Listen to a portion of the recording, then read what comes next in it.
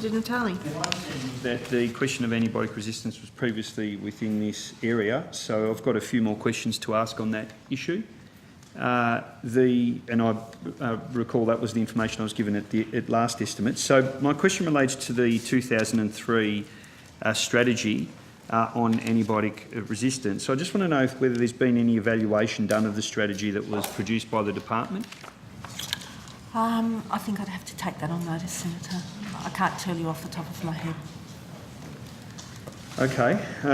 The strategy said in particular that progress reports would be done regularly with updates given to the expert committee, EGA. Can you fill me in on when the last report was and whether those reports are publicly available?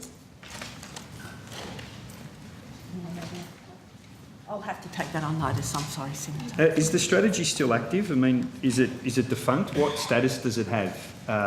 And if so, what's the reasons for it being what's the reasons that it's no longer Senator, active? I think I'll just take those suite of questions on notice and look into it for you. Thank you. Okay. In one of the questions on notice from last estimates, there was an answer that said that the Communicable Diseases Network and the Public Health Laboratory Network were essentially responsible for providing advice on antimicrobial issues. Mm-hmm. Do you have any specific advice that's been provided by those agencies, and would you be able to table that? I would not have it to hand today, Senator. I would not be bringing advice over several years from the various subcommittees. I can look at whether there has been any specific advice. In the establishment of the new Antimicrobial Committee, what expert advice was sought from the previous committee that was essentially charged with the same task? Are you able to answer that? Do you know, or will I take it on notice? I can provide some response to that, Senator. The National Health and Medical Research Council have had a range of experts providing advice on antimicrobial resistance, including Professor John Turnage. And the John Turnage and Professor John McCallum are now both represented, or both on the AMRSC representing the National Health and Medical Research Council. So we have a close relationship with NHMRC, and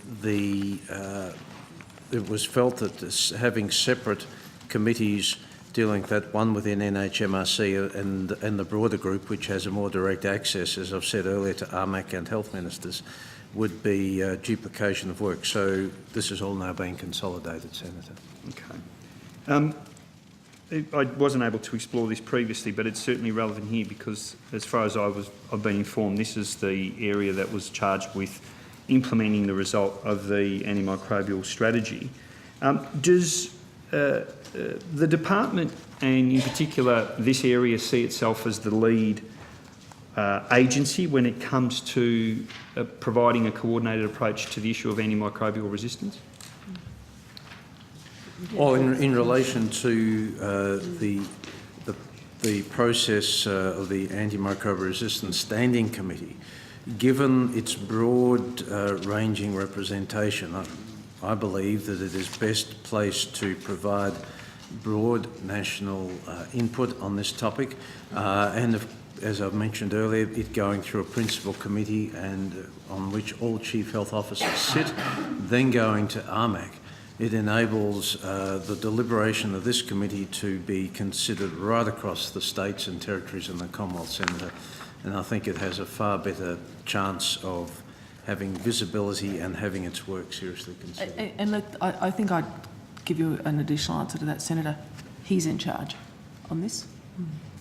So the CMO, I'm not sure what the point of that CMO, is. you asked who is responsible inside the department. The answer is the CMO on this issue. So does that include ensuring that information relating to non-human use of antibiotics, particularly in intensive animal agriculture, aquaculture and so on, will also be the mandate of the committee? Because one of the problems is, of course, it's fallen between the two different areas. Both have a responsibility. No one seems to be prepared to take a lead role.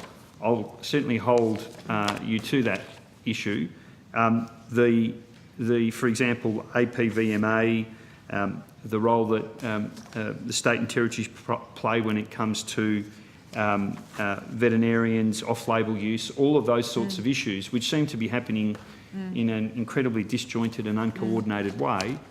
Are we to understand that this committee will take responsibility for coordinating all of those issues?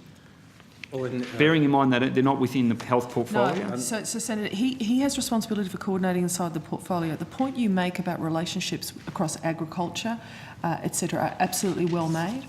What I'm happy to undertake to you is I will, following on from this, actually write to my colleagues in agriculture. Now, I should make the point that we talked about food earlier.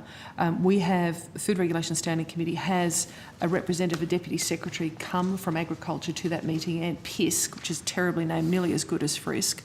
PISC and Frisk do have a conversation about a whole series of things. We will write to them to make the point that this work is going on in health, and we will make sure that there is high-level liaison, and the next estimates will be able to tell you what's been going on. I mean, as I said, I have to wrap up. Look, I might put the rest in on notice. I'll just say that for future estimates hearings, this will be one issue I'll be pursuing. Yep, that's fine. So I'd be really grateful if you could come armed with as much information as possible. Yeah, happy to do that, Senator.